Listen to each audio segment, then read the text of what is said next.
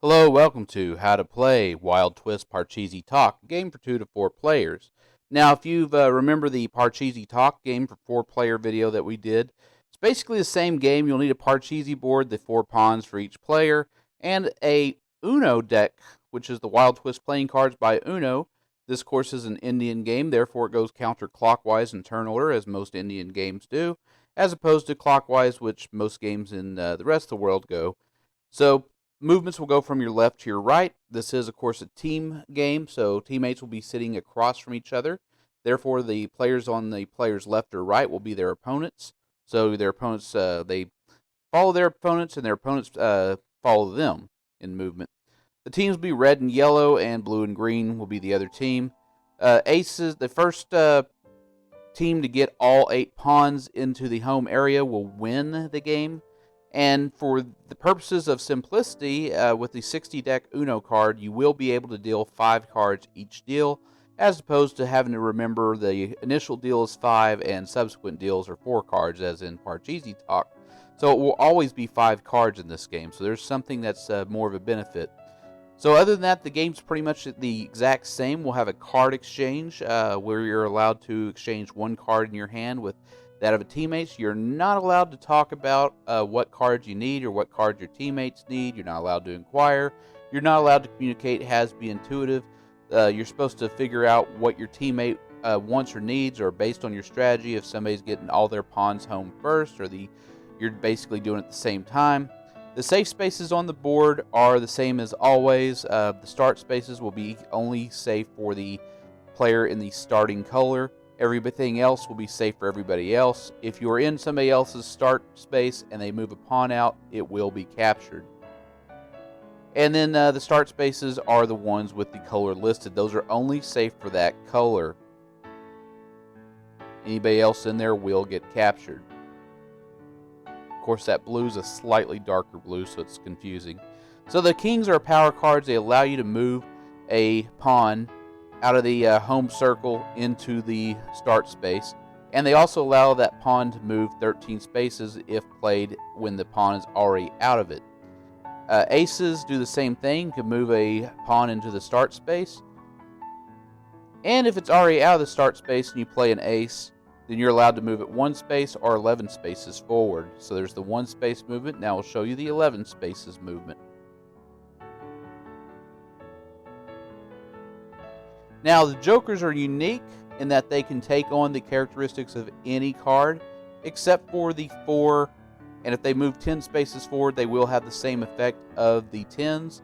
If they are used to exchange a space as a jack, they will allow you to do that. They cannot take the 7s place. The 7s are unique cards, and so only 7s can be used as 7s.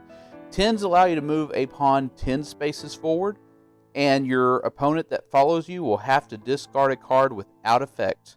So they basically throw a card away. They can't use the number of movements, nothing like that. It's just essentially a wasted card.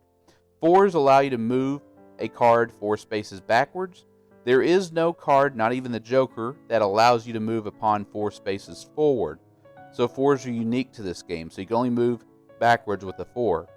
The jacks allow you to exchange a pawn that's not in its home space with another pawn anywhere on the board.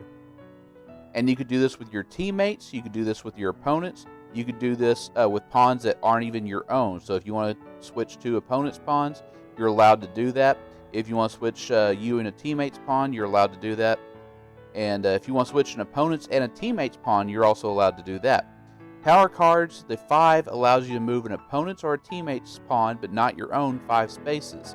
If there are no other moves that are allowed to be made, if you don't have a teammate or an opponent's pawn that you can move 5 spaces forward, then this card gets discarded without effect. So here we see yellow is looking at red's pawn. He's going to move it 5 spaces forward, and that will complete that turn. Now the 7s are the most unique card in the game. Their movements are allowed to be divided unevenly amongst multiple pawns as long as they are your own. So in this case, we're seeing the 7s going to be used to move a pawn forward 5 spaces, make the capture, And now he can either move that same pawn 2 spaces forward, or he could move his other pawns 2 spaces or 1 space forward each. That player's choice.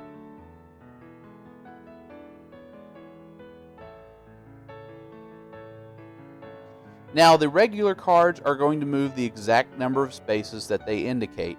A 2 will move 2 spaces forward. A 3 will move 3 spaces forward. A queen will move 12 spaces forward. A 9 will move 9 spaces forward. 8s will move 8 spaces forward. Pretty obvious. And when you're moving into home, you'll need the exact number of spaces in order to get there. So when a card cannot be played, it's discarded without an effect. So let's say you have a card that you throw down. In this case, we're going to throw down a jack. We don't have any pawns under yellow that can be moved because it's in the final stretch. And you're not allowed to move a pawn that's in the final stretch. So therefore, the jack is discarded without effect, and then it's the next player's turn. It'll be green's turn next. So when we move into home, we'll need to make sure we have the exact number of movements needed to reach the square, the home square. And for that, we need to be extremely careful, because if we don't have the exact movements, we will have to discard a card without effect or play it somewhere else on the board.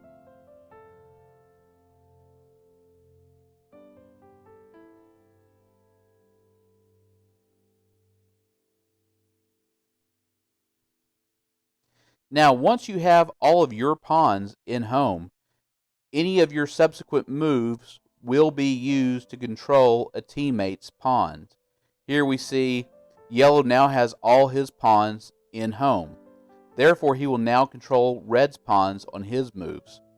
When a pawn gets captured, the exact number of spaces need to be moved to, and if that equals where a pawn is, that pawn will be captured and will be put into home. And like Parcheesi, you're allowed to have double occupancy when it's your own pawns. This creates a block. Nobody can pass that block unless they have a 5 to break that block up. Here we're going to see blue and green form a block as they are teammates and they are on the same space. Nobody can pass them until somebody breaks that up with a 5. And not even capturing will occur in that situation. So the end of the game occurs when somebody is able to make the exact number of movements to get all of their pawns into home, and their teammates have their pawns in home. So if you actually want to play this in public, come to our subreddit Card Game Meetups. Tell us what city you're in, what games you want to play, what games you want to learn, what games you want to teach, and what place you want to play these games at. Maybe somebody will get on there and message you. Do check out our 2 Discord links. There's a traditional card game Discord and a solitaire game Discord. Both of those links are on the description. Do like and subscribe and share these videos with people who like to play traditional card games but are maybe not aware of some of these games that are out there.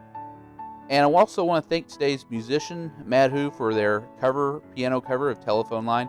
Do check out their channel. They have a lot of great music and they definitely need some more viewers. See you next video.